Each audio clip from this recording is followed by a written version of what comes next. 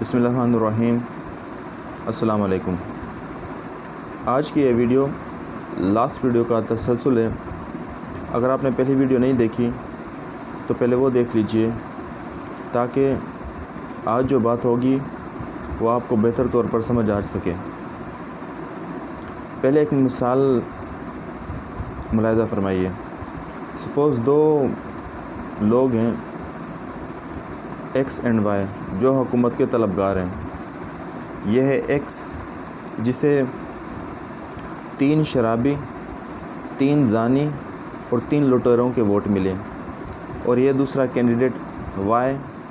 جسے 3 P H D scholar, 3 حافظ قرآن اور 2 ٹیچرز کے ووٹ ملے۔ اب جمہوریت کی روح سے آپ جانتے ہیں کہ ان دونوں میں سے منتخب کون ہوگا۔ ظاہر ہے جس کے ووٹ زیادہ ہوں گے وہی منتخب ہوگا، اور ایسے اس نظام حکومت یعنی جمہوریت کے لیے کیا خوب فرمایا علامہ اقبال نے کہ جمہوریت ایک طرز نظام حکومت ہے جس میں بندوں کو گنا کرتے ہیں، تولا ہی نہیں کرتے۔ اب اگر عقل کے لحاظ سے دیکھا جائے، اگر علم کے لحاظ سے دیکھا جائے، اگر کردار کے لحاظ سے دیکھا جائے تو اس کینڈیڈیٹ کو جیتنا چاہیے، کیونکہ اس سے جو ووٹ ملے ہیں بے شک وہ تعداد میں کم ہیں، پر معاشرے کے بہترین لوگوں کے ووٹ اسے ملے ہیں۔ اور اگر ہم اسے دیکھیں تو بے شک یہ ووٹ گنتی میں تو زیادہ ہیں، پر اسے جو ووٹ ملے ہیں وہ نہایت معاشرے کے بیکار ترین لوگوں کے ووٹ ملے ہیں، جو علم کے لحاظ سے، عقل کے لحاظ سے، کردار کے لحاظ سے، ہر لحاظ سے برے ترین لوگ ہیں۔ یہ جمہوریت کا سب سے بڑا فلاح ہے، یہی جمہوریت کا سب سے بڑا عیب ہے کہ اس میں جو عوام کو صرف تولا جاتا ہے، گنا جاتا ہے، تولا نہیں جاتا۔ یعنی اس نظام حکومت میں ایک مزدور کی رائے، ایک موچی کی رائے، ایک اس شخص کی رائے جو حکومت کے بارے میں جس کا جو ABC، جس کا نالج 0 ہو، وہ برابر ہو جاتی ہے ایک اس شخص کے جس نے پولیٹکس یا حکومت کے لحاظ سے PhD کی ہو۔ یعنی جمہوریت میں ایک ان پڑھ اور گنوار شخص کی رائے ایک علم والے کی رائے کے برابر ہو جاتی ہے، اور یہ جو حصول ہے یہ قرآن کے بھی خلاف ہے، کیونکہ قرآن میں کئی مقام پر اللہ تعالیٰ فرماتے ہیں کیا علم والے اور جن کو علم نہیں برابر ہو سکتے ہیں؟ کیا آنکھوں والے اور بنا آنکھوں والے برابر ہو سکتے ہیں؟ بالکل نہیں۔ تو یہ جمہوریت کا سب سے بڑا فلاح ہے جو جمہوریت ہمارے ملک میں رائج ہے۔ اس میں جاہل کی رائے بھی شمار ہو جاتی ہے۔ اب آپ اندازہ لگائیں، اگر وقت کے حاکم کا چناؤ کرنا ہے، اگر ملک کی بھلائی کے لیے اچھے لوگوں کا چناؤ کرنا ہے، تو ظاہر سی بات ہے اس میں ووٹنگ کا حق صرف انہیں ہونا چاہیے جو حکومت کے بارے میں جانتے ہو، جو حکومت کے بارے میں کورے ہیں، جن کا علم حکومت کے بارے میں 0 ہے۔ اگر ہم ایسے لوگوں کی بھی رائے شمار کریں گے تو کبھی بھی ہم بہتر نتائج کی طرف یا اچھے نتائج کی طرف نہیں پہنچ سکتے۔ اور اسی کے تسلسل میں 2 حدیثیں میں آپ کے سامنے رکھتا ہوں جن کو سننے اور سمجھنے کے بعد آپ کو بالکل واضح ہو جائے گا کہ پاکستان کبھی بھی ترقی نہیں کر سکتا جب تک ہم اسی نظام حکومت کے ساتھ لگے رہیں گے۔ پہلی حدیث، یہ دونوں حدیثیں صحیح بخاری کی ہیں، اور صحیح بخاری چاہے کسی بھی پبلشر کی ہو، اس کی آپ کو لاسٹ جلد میں یہ دونوں حدیثیں مل جائیں گی۔ میرے پاس مکتبہ قدوسیہ کی صحیح بخاری ہے تو میں آپ کو اس کے حساب سے نمبرنگ بتا دیتا ہوں۔ پہلی حدیث 7147۔ عبد الرحمن بن سمرہ نے بیان کیا کہ ان سے رسول صلی اللہ علیہ وسلم نے فرمایا، اے عبد الرحمن بن سمرہ، حکومت طلب مت کرنا، کیونکہ اگر تمہیں مانگنے کے بعد امیری یعنی حکومت ملی تو تم اس کے حوالے کر دیے جاؤ گے، اور اگر تمہیں مانگے بغیر ملی تو اس میں تمہاری مدد کی جائے گی، اور اگر تم کسی بات پر قسم کھا لو اور پھر اس کے سوا دوسری چیز میں بھلائی دیکھو تو وہ کرو جس میں بھلائی ہو، اور اپنی قسم کا کفارہ ادا کرو۔ اس حدیث میں 2 چیزیں ہیں، لیکن پہلی جو چیز ہے وہ آپ نے ذہن میں رکھنی ہے، جس کا تعلق ہماری اس ویڈیو کے ساتھ ہے۔ دوسری حدیث، پہلے میں دونوں حدیثیں بیان کر دیتا ہوں، پھر اس پہ تھوڑی سی روشنی ڈالیں گے۔ دوسری حدیث 7149، ابو موسیٰ نے بیان کیا کہ میں نبی کریم صلی اللہ علیہ وسلم کی خدمت میں اپنی قوم کے 2 آدمیوں کو لے کر حاضر ہوا۔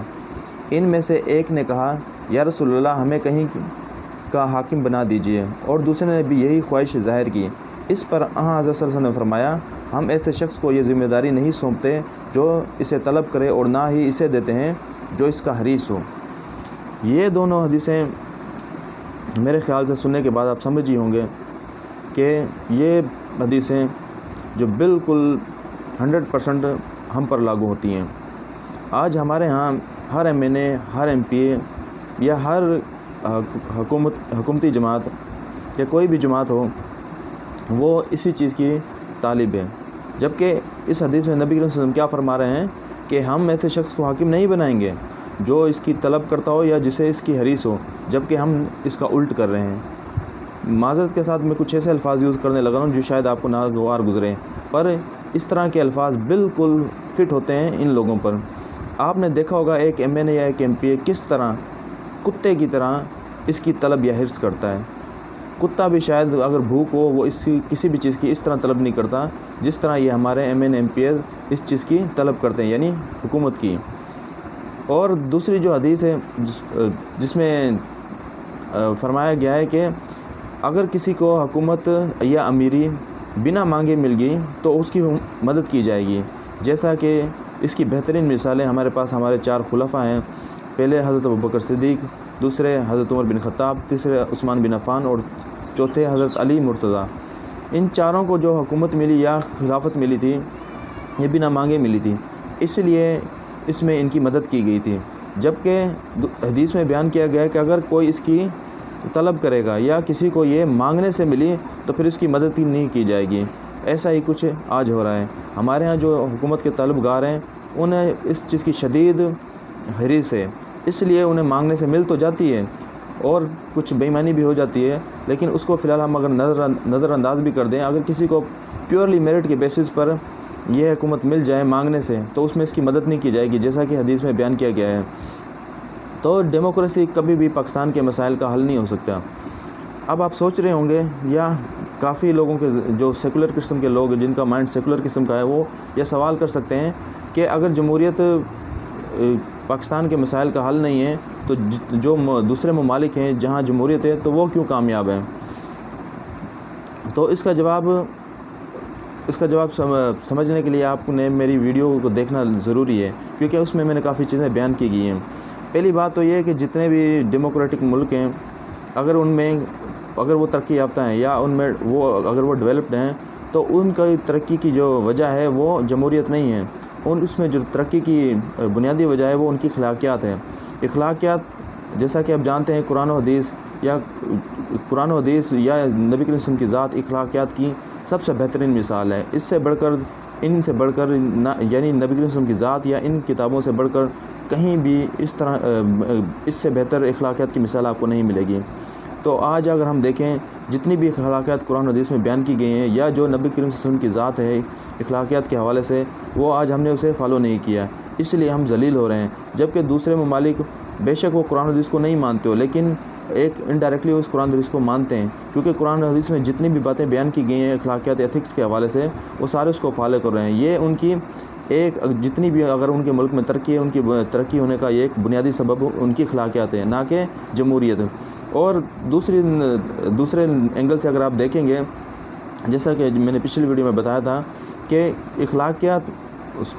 ریپ، اگر آپ ریپ کو دیکھیں گے، جس میں میں نے بیان کیا تھا کہ دنیا میں جو ٹاپ 10 کنٹریز ہیں ریپ کے حوالے سے، ان میں سے 6واں نمبر جو ہے سویڈن کا ہے۔ اور اگر یہ جمہوریت اگر مسائل کا حل ہوتی، جس طرح کی جمہوریت ہے، یعنی جو جمہوریت کے سیکنڈ ٹائپ ہے ریپریزنٹیٹیو، جس میں لوگ اپنے نمائندے کو چنتے ہیں، اور ذرا آپ خود سوچئے یہ کیسے ہو سکتا ہے کہ جمہوریت سے کوئی بھی ملک ترقی کرے؟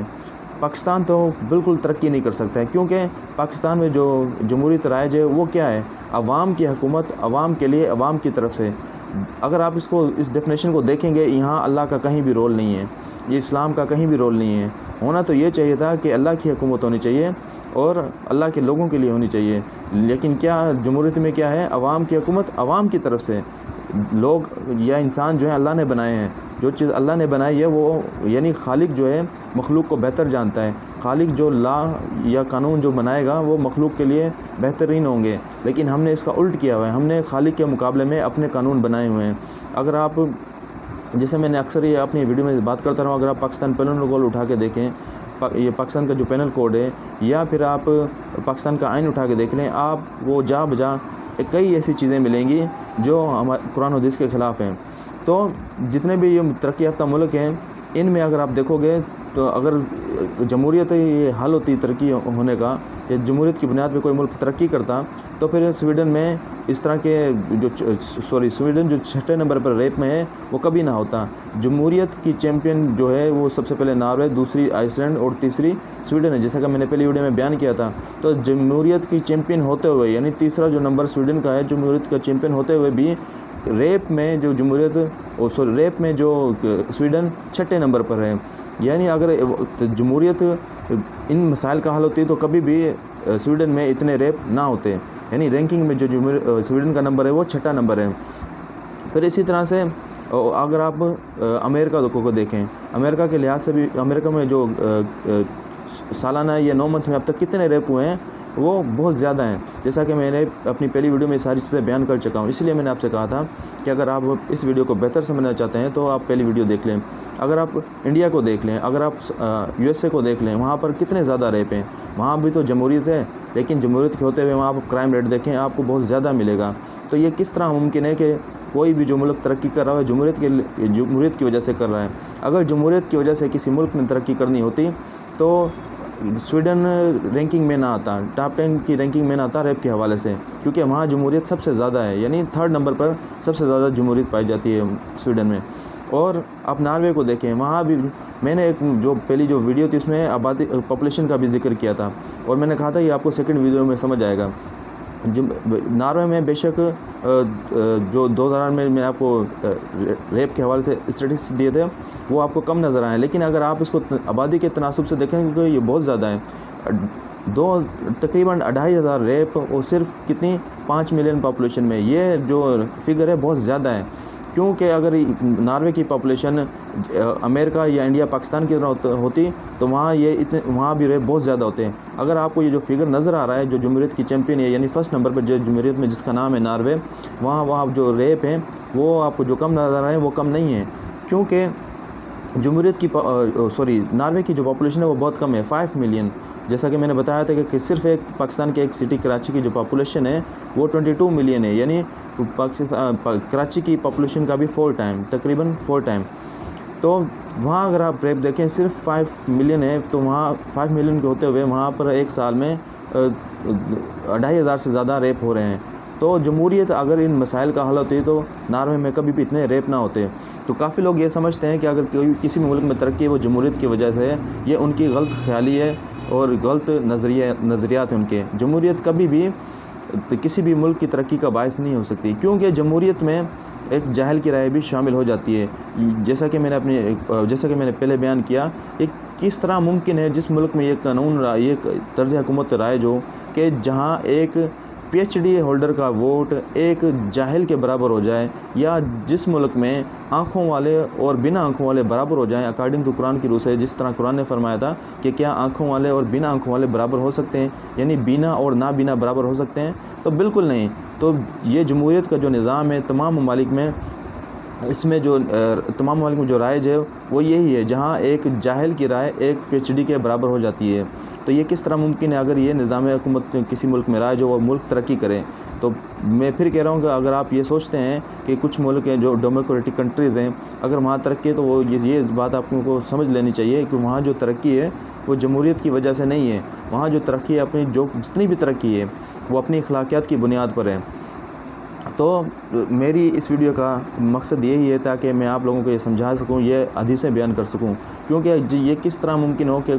جو حدیثیں، جو بات نبی کریم صلی اللہ علیہ وسلم فرما دے، اگر ہم اس پہ عمل نہ کریں ہم ترقی کر لیں، یا جو بات اللہ تعالیٰ بیان فرما دیں، کیونکہ جو اللہ کی بات ہے وہ نبی کی بات ہے، اور جو نبی کی بات ہے وہ اللہ کی بات ہے۔ تو یہ جو دو حدیثیں میں نے آپ کے سامنے پیش کی ہیں، ان میں تو صاف بتایا جا رہا ہے کہ اگر کسی کو حکومت مانگنے سے ملے گی اس کی مدد نہیں کی جائے گی، اور مدد سے کیا مراد ہے؟ یعنی اللہ تعالیٰ کی مدد۔ جب اللہ تعالیٰ کی مدد کسی کو نہیں ملے گی تو یہ کیسے ممکن ہے کہ وہ لوگ یا وہ قوم ترقی کر سکیں؟ اور دوسری جو حدیث تھی جس میں نے فرمایا کہ ہم ایسے شخص کو حاکم نہیں بنائیں گے، ایک طرف آپ کو نبی کریم صلی اللہ علیہ وسلم کی رائے کہ ہم ایسے شخص کو حاکم نہیں بنائیں گے جو اس کی طلب یا حرص کریں، اور جب کہ ہم اس کا الٹ کر رہے ہیں، تو یہ کیوں ممکن ہے کہ کوئی بھی قوم یا ہماری قوم ترقی کر سکے جب تک ہم قرآن کی خلاف ورزی کرتے رہیں۔ اور دوسری بات، جس طرح میں نے ریپ کا جو اگزامپل لی تھی، کافی قرآن و حدیث میں جو ریپ کی سزا ہے، اگر جو شادی شدہ شخص اگر زنا کرے گا، ریپ کرے گا، تو اس کی سزا سنگسار ہے۔ اب کافی جو ہیومن رائٹس کے چیمپئن بنتے ہیں جیسے فرزانہ باری یا پھر ماروی سرمد جیسے لوگ، یہ کیا کہتے ہیں کہ یہ جو، یا ایون پاکستان پیپل پارٹی بھی، وہ بھی اسی طرح کی سوچ رکھتی ہے۔ وہ کیا کہتے ہیں کہ یہ انسانیت کی تذلیل ہے اگر آپ کسی بھی شخص کو سنگسار کریں گے یا کسی بھی شخص کو سرعام پھانسی دیں گے۔ میرا ان لوگوں سے ایک سوال ہے، سپوز اگر آپ کی بیٹی ہو اور وہ بیٹی آپ کی 5-6 سال کی ہو، اور اس کو کوئی 30 یا 40 سال کا شخص شادی شدہ ہو، وہ ریپ کرے، صرف ریپ ہی نہ کرے، یہی جو 30-40 سال کا جو شخص ہے، پہلے وہ آپ کی 5-6 سال کی بیٹی کا ریپ کرے، پھر اسے قتل کرے اور پھر اسے جلا دے۔ اب میرا آپ سے سوال ہے، اگر آپ کی بیٹی ہے تو پھر آپ کیا سزا تجویز کریں گے؟ تو ظاہر ہے آپ لوگوں کا آپ میں سے کوئی بھی ہوگا، اگر وہ آپ کی بیٹی ہے، اگر آپ کی بیٹی کے ساتھ ایسا ہو، یعنی وہ 5-6 سال کی اور اسے ایک 30-40 سال کا شخص ریپ کرنے کے بعد اس کا قتل کرے اور پھر اسے جلا دیں، تو کوئی بھی ہوگا، آپ نے اس کی جگہ کوئی بھی ہوگا، ہر شخص کی یہ سوچ ہوگی کہ ایسے شخص کو دردناک موت دی جائے۔ تو پھر میرا آپ لوگوں سے سوال ہے، اگر جب آپ لوگ اپنی بیٹیوں کے لیے، اپنی بچیوں کے لیے ایسے شخص کے لیے دردناک سزا تجویز کرتے ہیں، تو پھر جب دوسرے کی بیٹی کے ساتھ ریپ کیا جاتا ہے، یا دوسرے کی بیٹی کو پہلے ریپ کیا جائے، پھر 5-6 سال کی ہو، شادی شدہ شخص اس کا ریپ کرے، پھر اس کو قتل کرے اور پھر اس کو جلا دے، تو پھر آپ کے پاس دوہرا معیار کیوں ہیں؟ دوسرے کی بیٹی کا جب ریپ ہو تو آپ کہتے ہیں کہ یہ سزائے موت، یا سرعام جو سزائے موت ہے، یا جو اسلام کی سزائیں ہیں، یہ انسانیت کی تذلیل ہے۔ جبکہ آپ کی بیٹی پر جب ایسا سیم یہی کچھ آپ کی بیٹی کے ساتھ ہو، جب ایسا کچھ آپ لوگوں کے ساتھ ہو، آپ لوگوں کے اوپر بیتے، تو پھر آپ دوہرا معیار کیوں رکھتے ہیں؟ ایک جب اپنے ساتھ پیش ہو تو پھر دردناک سزا، اور جب کسی بیٹی کے ساتھ یہ سب کچھ ہو تو پھر انسانیت کی تذلیل۔ یہ جب تک یہ دوہرا معیار رہے گا، جب تک اس طرح کی چیزیں پاکستان میں ہوں گی، یعنی وہ جب تک ہم اسلام کی سزائیں کو نافذ نہیں کریں گے تو ہم کبھی بھی ترقی نہیں کر سکتے۔ تو لہٰذا میری آپ لوگوں سے گزارش ہے کہ آپ اس طرح کی، اگر یہ آپ سمجھتے ہیں کہ یہ جو میں باتیں بیان کر رہا ہوں، اگر یہ آپ ان کو درست سمجھتے ہیں، اگرچہ یہ درست ہیں، لیکن ہو سکتا ہے آپ کے مائنڈ میں ان کے حوالے سے کوئی اور سوال ہو یا اور کوئی بات ہو جو شاید آپ کو میں اپنی جو بات ہے اچھی طرح سمجھا نہ سکا ہوں، کیونکہ قرآن جو حدیث ہے، میں اتنا بڑا عالم نہیں کہ آپ ہر حدیث کو، ہر بات کو اسی طرح سیم ٹو سیم ایکسپلین کر سکوں۔ یہ ممکن ہے کہ میرے بتانے میں خامیاں ہوئی ہوں، لیکن یہ کبھی بھی نہیں ہو سکتا کہ قرآن و حدیث میں جو چیزیں بیان کی گئی ہیں وہ انسانیت کے فائدے کے لیے نہ ہو۔ تو میرا آپ لوگوں سے گزارش ہے، اور آپ لوگوں کے لیے سجیشن بھی ہے کہ اگر آپ آپ لوگوں کو ان باتوں کو صحیح سمجھتے ہیں، اور اگر آپ کو میری بات سمجھ آ گئی ہے، تو ہم ان لوگوں کو زیادہ سے زیادہ پھیلائیں، تاکہ جب تک ہم اس طرح کی چیزیں اپنے معاشرے میں عام نہیں کریں گے تو لوگوں کو کبھی بھی آگاہی نہیں ملے گی، اور جب تک لوگوں کو آگاہی یا شعور نہیں ملے گا تو کبھی بھی ہم ترقی کی طرف نہیں جا سکتے۔ تو جیسا کہ میں نے کہا تھا، یہ کہ جو ویڈیو ہے یہ بنیادی طور پر پاکستان کی ترقی سے ریلیٹڈ ہے، تو اگر آپ سمجھتے ہیں کہ یہ میں جو باتیں بیان کر رہا ہوں یہ ٹھیک ہیں، تو آپ ان کو زیادہ سے زیادہ شیئر شیئر کریں اور زیادہ سے زیادہ اس سوچ کو، اس تھنکنگ کو پروموٹ کریں، کیونکہ جب تک ہم اسلام کو نافذ نہیں کریں گے، اسلام کی سزاؤں کو نافذ نہیں کریں گے، ہم کبھی بھی ترقی نہیں کر سکتے۔ امید ہے کہ آپ لوگوں کو میری بات سمجھ آ گئی ہوگی، اور اگر اس کے باوجود بھی آپ لوگوں کے مائنڈ میں کوئی سوال ہو یا کوئی سجیشن ہو تو آپ ضرور شیئر کیجیے گا، تاکہ ہم ایک دوسرے کو بہتر طور پر سمجھ سکیں اور ایک دوسرے کو بہتر طور پر سمجھا سکیں۔ اسی پیغام کے ساتھ نیکسٹ ویڈیو تک اللہ حافظ۔